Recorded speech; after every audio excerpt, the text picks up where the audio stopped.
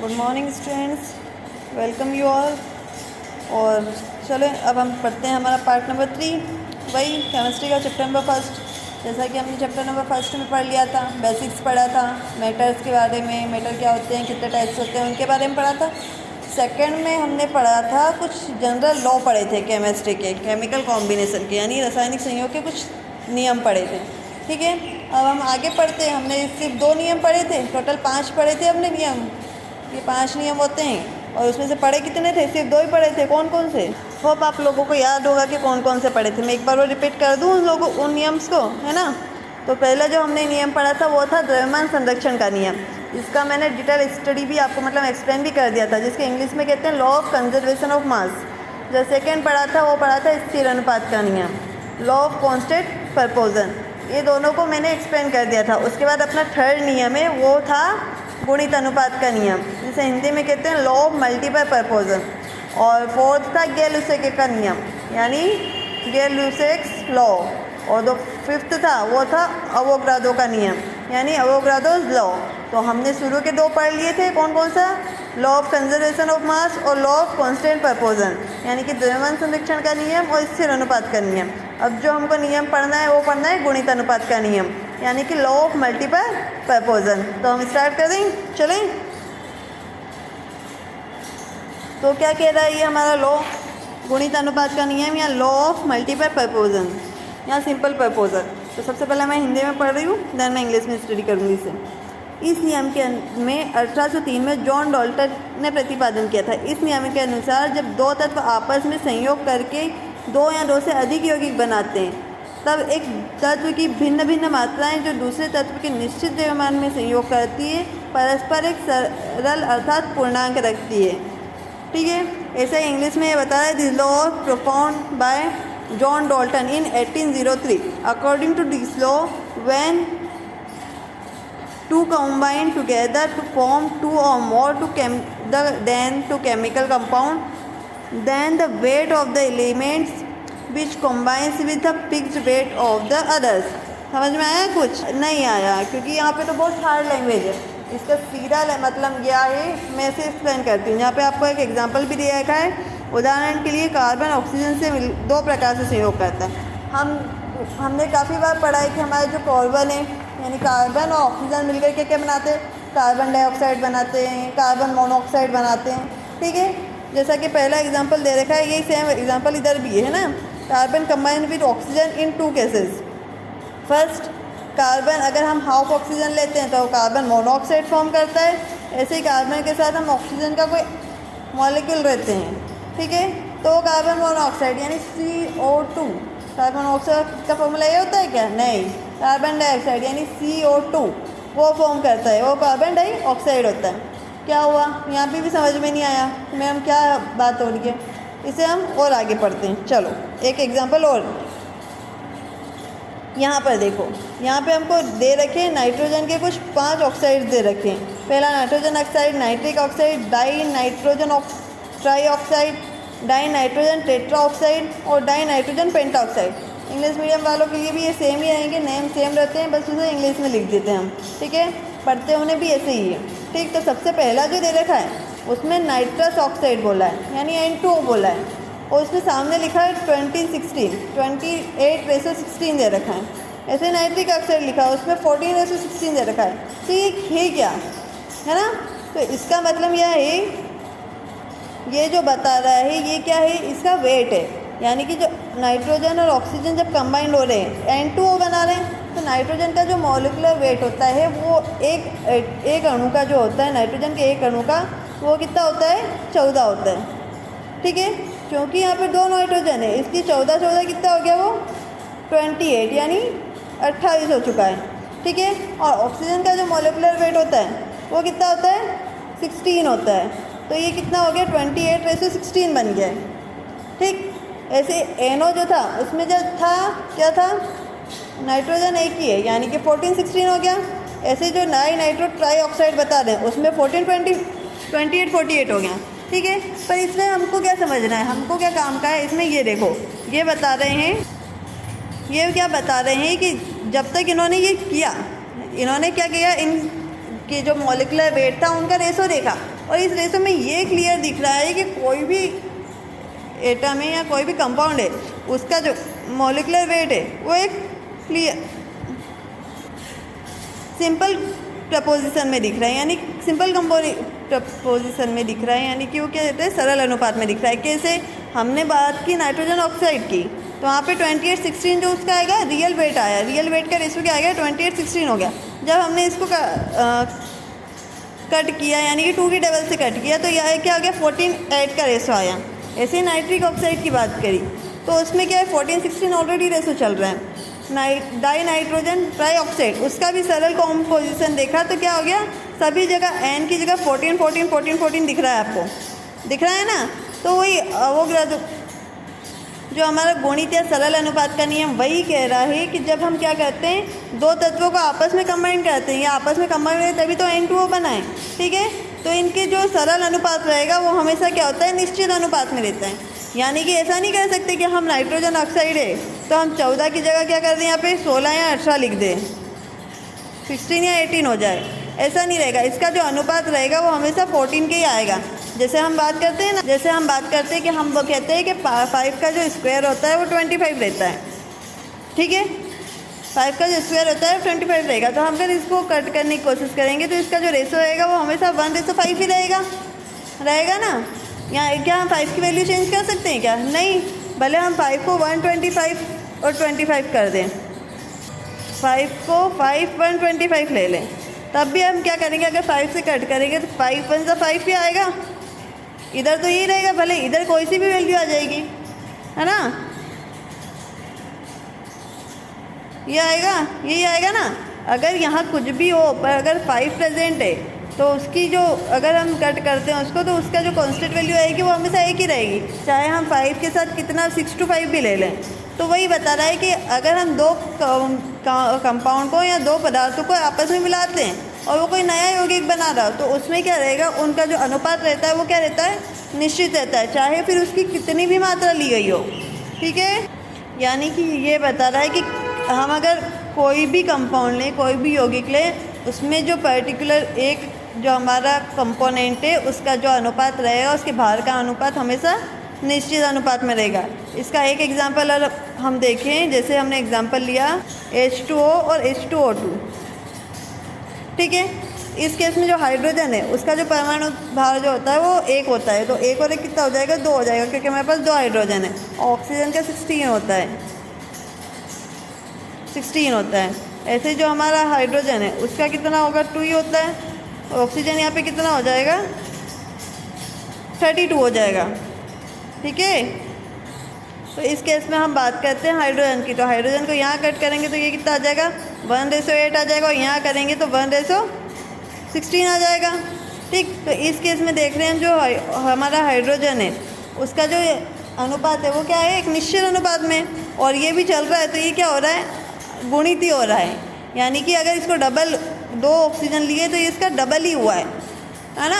ऐसा नहीं करेंगे कि 8 चाहे 12 हो जाएगा और यहाँ पे 12 लिख सकते हैं, नहीं, इसका वेट हमेशा क्या होगा मल्टीपल में ही चलेगा, ठीक है। यानी कि पहला वेट जो है वो 1 1 है और दूसरा क्या हो गया 8 16 हो गया। 1 मिनट है, यानी कि ये क्या कहना चाहता है कि हमारा जो है जैसे 8 था और अब 16 हो गया तो वो हमेशा क्या आएगा गुणित अनुपात में ही बढ़ेगा। ऐसा नहीं कर सकते हम कि 8 में 4 और जोड़ दे और 12 हो जाए, नहीं, जो हमारी जो क्वांटिटी है वो हमेशा क्या आएगी गुणित ही होती रहेगी, उसका जो भार रहेगा हमेशा गुणित ही होता रहेगा। 8 से 16 हुआ फिर 24 हुआ, जिस हिसाब से ही कटेगा उस हिसाब से, पर ये क्या आएगा हमेशा गुणित अनुपात में ही बढ़ेगा और जो रहेगा हमारा रेशो रहेगा वो क्या रहेगा हमेशा कॉन्स्टेंट रहेगा। आया समझ में, ठीक है। अब जो हम नेक्स्ट वाला पढ़ेंगे, नेक्स्ट लो जो पढ़ना है हमको वो क्या है हमारा गेल-लुसेक का नियम, ठीक है। क्या लिखा हुआ है गेल-लुसेक का गैसीय संयोजन का नियम, यानी गेल-लुसेक्स लॉ ऑफ गैसियस वॉल्यूम्स, ठीक है। इसके अकॉर्डिंग ये लो क्या कह रहा है, यह नियम 1808 में गेल-लुसेक ने प्रतिपादित किया था। इस नियम के अनुसार जब गैसें आपस में संयोग करती है तो उनके आयतनों में सरल अनुपात होता है। यदि उनके संयोग में बना हुआ पदार्थ भी गैस हो तो उनका आयतन भी क्रियाकारी गैसों के अनुपात में सरल होता है, जबकि सभी आयतन एक ही ताप और दाब पर नापे जाएं, ठीक है। जैसा कि इंग्लिश में लिखा हुआ है gases combination with each other in the simple ratio of their volumes if the product is a gas also be as the simple ratio with the volume of the reactant provided all volumes measure under the similar condition. क्या कह रहा है ये नियम? कुछ समझ में आया आपको? नहीं आया? अब एग्जाम्पल से समझते हैं, आइए। ठीक है, जैसे कि यहाँ पे एक एग्जाम्पल दे रखा है कि हाइड्रोजन और क्लोरीन कॉम्बिनेशन करके HCl यानी हाइड्रोजन क्लोराइड बना रहे। इस केस में क्या दे रखा है, हमारा हाइड्रोजन है उसका एक आयतन लिया है यानी एक अणु लिया है, और जो क्लोरीन है उसका भी एक अणु लिया है। तो ये ले दे के क्या बना रहे, HCl के कितने अणु बना रहे, 2 आयतन HCl हो रहा है, यानी कि क्या हो जाएगा, 2 अणु हो रहे। क्यों? एक अणु हाइड्रोजन का था, एक अणु क्लोरीन का हुआ, दोनों मिलकर HCl बनाया। अभी भी समझ में नहीं आया कि क्या हो रहा है, ये क्या कह रहा है लोग। जैसा कि हमने फर्स्ट नियम पढ़ा था द्रव्यमान संरक्षण का नियम, सेम उसी टाइप का कुछ ये लॉ है। बट इस लॉ में हमको ये ध्यान रखना है कि जो टेम्परेचर और प्रेशर होगा वो गैसों में कांस्टेंट होगा, सेम होगा, तभी ये लॉ क्या होगा, अप्लाइड होगा। जैसे कि हम बात कर रहे हैं यहाँ पर हाइड्रोजन और क्लोरीन यानी क्लोरीन है, ये आपस में मिल रहे। हाइड्रोजन ने क्या लिया है, हमने एक लिया है यानी एक अणु लिया है, एक आयतन लिया है उसका, यानी कि इसको हम मान सकते हैं, हम हमारे हिसाब से मानते हैं, हम कह रहे हैं कि 1 लीटर हमने हाइड्रोजन लिया है और 1 लीटर क्या लिया हमने, क्लोरीन लिया है। तो बना के क्या बनाएगा, 2 लीटर ही बनाएगा, काहे का, HCl का, क्योंकि 1 लीटर हाइड्रोजन है, 1 लीटर क्लोरीन है ना। नहीं आया समझ में? जैसे हम एक एग्जांपल और लेते हैं, हम इन रिटर्न एग्जांपल को छोड़ के कार्बन मोनोऑक्साइड की बात कर रहे हैं, C और O। ठीक है, हाफ O बना के क्या बनाता है हमारा, CO2 बनाता है, CO2 बनाता है या CO बनाता है, कार्बन मोनोऑक्साइड CO बनाता है। तो इसमें मैंने 1 लीटर ये लिया है, 1 लीटर ये लिया, आपस में मिलकर ये 2 लीटर कार्बन मोनोऑक्साइड ही तो बनाएंगे।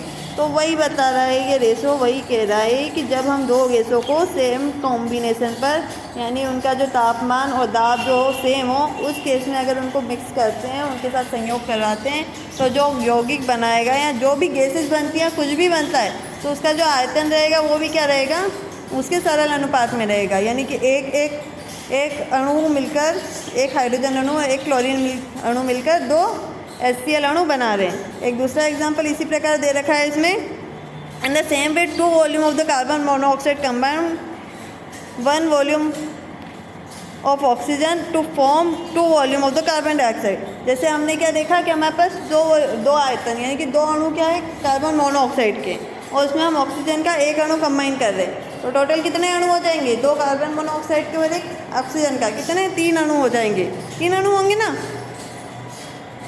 तो ये 3 रेशो नहीं होगा, ये 2 रेशो ही होगा। क्यों होगा 2 रेशो, क्योंकि क्या बोला है हमको कि इनका सरल अनुपात होगा। तो सरल अनुपात कैसे होगा, 2:1:2 होगा, तभी जाके सरल अनुपात रहेगा ना। इसमें 3 नहीं होगा, इसका 2 होगा। क्या बोला है, इसी प्रकार जब 2 आयतन कार्बन डाइऑक्साइड एक आयतन ऑक्सीजन से संयोग करता है तो 2 आयतन कार्बन डाइऑक्साइड बनाता है, जबकि सभी ताप और दाब समान हो। यानी कि हमारे पास 2 आयतन क्या है, कार्बन मोनोऑक्साइड है, एक आयतन क्या है हमारा, ऑक्सीजन है। और ये कंबाइंड अगर इसका सरल रेशो देखेंगे तो 2:1 ही होगा ना, एक ही है और एक ही है ना। जिसमें इसका आयतन कितना है, 2 है, इसका 1 है, तो ये 2:1 होगा। यहाँ पे जो रेशो हो जाएगा 2:1:2 का रेशो होगा। ठीक है, अब हम आगे पढ़ें। और जो लास्ट लॉ है हमारा वो है अवोगाड्रो का लॉ। अवोगाड्रो का लॉ क्या कहता है, this law was propose by Avogadro in 1811।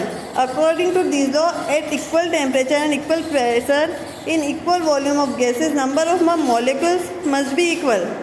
ठीक, यानी कि सन 1811 में अवोगाड्रो ने ये नियम प्रतिपादित किया था, जिसके अनुसार समान ताप व दाब पर गैसों के आयतनों की में अणुओं की संख्या भी बराबर होगी। कैसे, ये कह रहा है कि अगर हमारे पास, मान लीजिए कि हमारे पास ऑक्सीजन है और क्लोरीन है, ठीक है, ऑक्सीजन है या कार्बन डाइऑक्साइड है, ऑक्सीजन और कार्बन डाइऑक्साइड की बात कर रहे हैं, ठीक है। तो इस केस में क्या है, अगर इन दोनों के टेम्परेचर और प्रेशर इक्वल है, ऑक्सीजन का भी टेम्परेचर इक्वल है वैसा ही जैसा कि कार्बन डाइऑक्साइड का है, और ऑक्सीजन में प्रेशर भी उतना ही है जितना कार्बन डाइऑक्साइड पर है, ठीक है। तो इस केस में ये अवोगाड्रो का नियम ये कह रहा है कि अगर ऑक्सीजन में जितने अणुओं की संख्या होगी वही सेम अणुओं की संख्या कार्बन डाइऑक्साइड में होगी।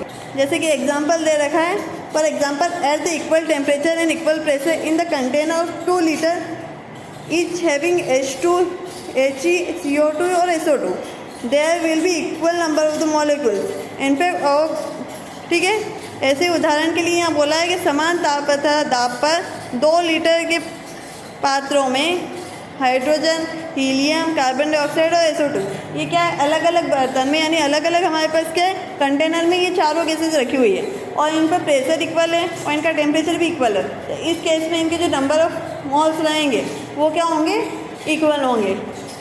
ठीक है, ये क्या है, हमारा अवोगाड्रो का नियम क्लियर कर रहा है।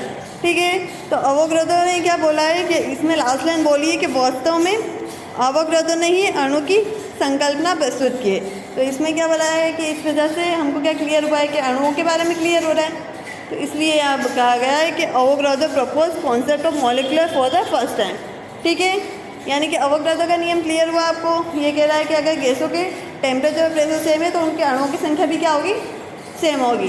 ठीक है, तो इस तरह से हमारे जो जनरल लॉ थे केमिकल कॉम्बिनेशन के वो सारे कंप्लीट हुए। अब हमने क्या क्या लॉ पढ़े हैं उसको एक बार हम शॉर्ट में फिर से डिफाइन कर लेते हैं, फिर से रिवाइज कर लेते हैं। ठीक है, सबसे पहला हमने पढ़ा था द्रव्य की अविनाशिता का नियम, यानी law of conservation of mass, जिसके अकॉर्डिंग पढ़ा था, क्या पढ़ा था हमने, कि पदार्थ या द्रव्यों को ना तो बनाया जा सकता है ना ही नष्ट किया जा सकता है, यानी कि a matter neither be created nor be destroyed. ठीक है, द्रव्य की यहाँ कंजर्वेशन ऑफ मास, यानी कि द्रव्य की अविनाशिता का नियम के में हमने यही पढ़ा था। सेकंड पढ़ा था स्थिर अनुपात का नियम, यानी लॉ ऑफ कांस्टेंट प्रपोर्शन। इसमें क्या पढ़ा था, यानी कि क्या है, अगर हम दो चीज़ों को कंबाइन कर रहे हैं तो उनका जो अनुपात रहेगा, उनका जो रेशो रहेगा वो क्या रहेगा, कांस्टेंट रहता है। ये हमने सेकंड में यानी स्थिर अनुपात का नियम लॉ ऑफ कांस्टेंट प्रपोर्शन में ये पढ़ा था।